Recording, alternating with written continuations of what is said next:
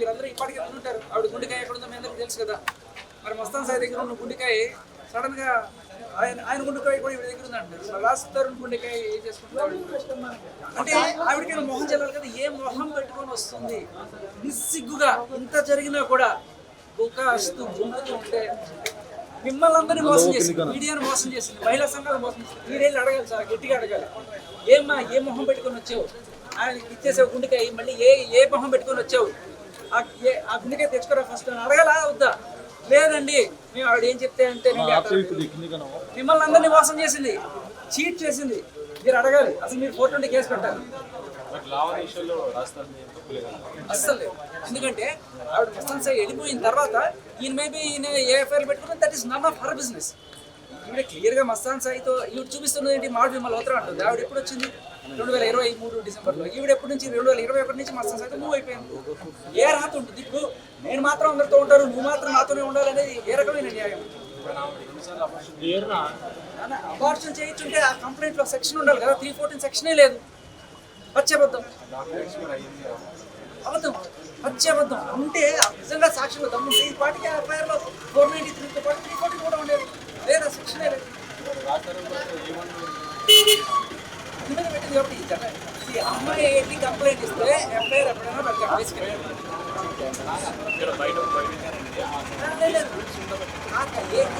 తెలుసుకోవాల్సింది ఏంటంటే నేను అమ్మాయిని మీ మీద కేసు పెట్టాను అంటే మీరు ఏమన్నా వేస్తారు. దాంట్లో ముగ్గురు మీద కేసు పెట్టాను అనుకోండి, ఈవిడ A2 ఈయన A3 అలా వేస్తారు. అది పెట్టినంత మాత్రాన అది దాటి ఛార్జ్ షీట్కి వెళ్ళే అర్హత కూడా లేని కేసు. అందుకనే చెప్తున్నా, ఏ అమ్మాయి అయినా వెళ్ళి పెడితే మీరైనా మీరు వెళ్ళి ఒక అబ్బాయి మీద పెట్టి ఫస్ట్ తీసేసుకుంటారు. దట్ డజంట్ మీన్ పెట్టిన దాని ప్రకారం ఫోటోలు చూపిస్తే ఒప్పుకుంటారు. సో దట్ డజంట్ మీన్ ఆయన తప్పు చేశాడు.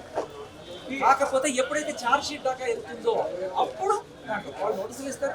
అదే మీరు అబ్బాయి వెళ్ళి నేను ఎంఐ ప్రేమించుకున్నాను సార్, ఎంఐ మోసం చేసి చెప్పారు సో మనది అందరిది తప్పు. రాజ్ తరుణ్కి ఎన్నేళ్ళు జైలు శిక్ష పడుతుంది? 10 ఏళ్ళు జైలు శిక్ష పడుతుంది. ఆ రాజ్ తరుణ్ ఒక దూతుడు, ఒక కామదుడు చేసి ఒక్కసారి భయం వేస్తుంది కదా ఎవరికైనా. పిల్లలు చంపేస్తారు. బయటికి రావచ్చు, పోలీస్ స్టేషన్ కూడా రావచ్చు.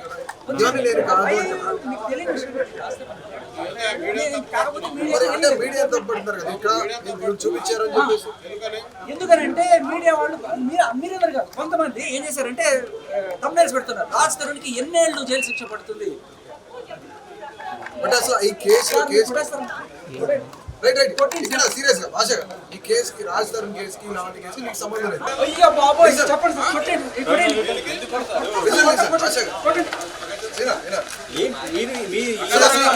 కాదు సార్. ఇప్పుడు మీడియా అందరూ ఒక కుల, మీడియా అందరూ ఒక కులం వేసుకొని సార్ అంద పోలీసులు ఏదో అన్నింటిలోనే ఉంటుంది. మీడియాలో కొంతమంది ఇలాంటి థంబ్నెయిల్స్ పెట్టడం వల్ల మన ఆయనకి డ్యామేజ్ జరిగింది.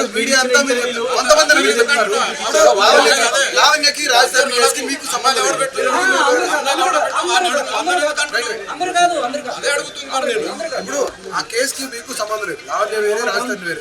కానీ ఎస్పెషల్ మీరు ఎందుకు మధ్యలో వచ్చారు? మీకు ఏంటి సంబంధం? నన్ను లాగిందే మీడియా. నేను ఒకసారి ఒక ఆయన మీడియాలో అందరిని అడుగుతుంటారు కదా, కర్ణాటక అడుగుతున్నారు, నన్ను అడిగారు. నేను కొన్ని ఫ్యాక్ట్స్ తీసుకొని చూపించేటప్పటికి వైరల్ అయింది. ఇదేదో నిజం ఉంది అని చెప్పి ప్రతి ఒక్కరు కూడా అలాంటి రండి మాకు చెప్పండి అని పిలిచారు. ఆ రకంగా మొత్తం అయిపోయింది. మీకేంటి లింక్ వీళ్ళిద్దరి మధ్యలో? రాజ్ తరుణ్తోనే లావణ్యతో ఏంటి సార్ బెదిరిస్తారా? ఇట్లా చూసాను నేను. శేఖర్ భాష గారు ఇదంతా మీరు బిగ్ బాస్ వెళ్ళడానికి చేస్తున్నారని అడిగితే అయ్యో మీరు అడుగుతున్నారు సార్, పద్ధతిలో అడుగుతున్నారు. ఆయన చూడండి చూసారు ఏంది శేఖర్ భాష గారు ఇదంతా మీరు బిగ్ బాస్ వెళ్ళడం కోసమే చేస్తున్నారని అన్నారు. అయ్యా బిగ్ బాస్ సెలక్షన్ కూడా అయిపోయినాయి. ఇప్పుడు ఇవన్నీ ఎందుకు అవసరం లేదు. వెళ్ళట్లేదు మీరు అసలు?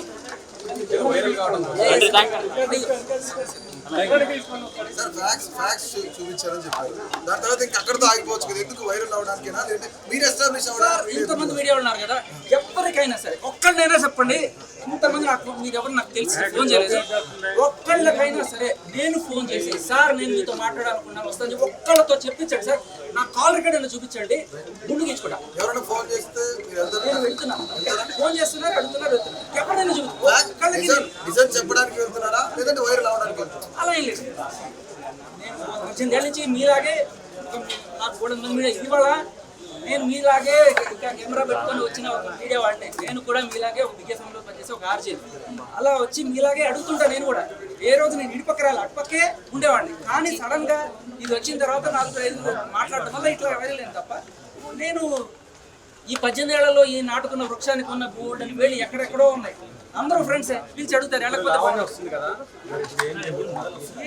మీరు నన్ను అడగడం కాదు సార్, ఆవిడ ఏ మొహం పెట్టుకుని వచ్చామని అడగండి సార్. మీ గుండెకాయ ఎక్కడ పెట్టుకున్నావు, మీ మొహం ఎక్కడ పెట్టుకుంటావు అని అడగండి అంతే. నాకు అదేమ్మా మీరు చేయాల్సిన పని నేను చేస్తున్నా ఎన్నాళ్ళు. మీకు ఎవరికి దమ్ము లేదా ధైర్యం లేదా అడగడానికి అంటున్నా. నేను అడగగలరా నీ గుండెకాయ ఎక్కడుంది అని అడగగలరా చెప్పండి. ఊరికే నన్ను అడుగుతారు, నా చేత నన్ను ముందు పెట్టించి మీరు యుద్ధం చేస్తున్నారు అంతే.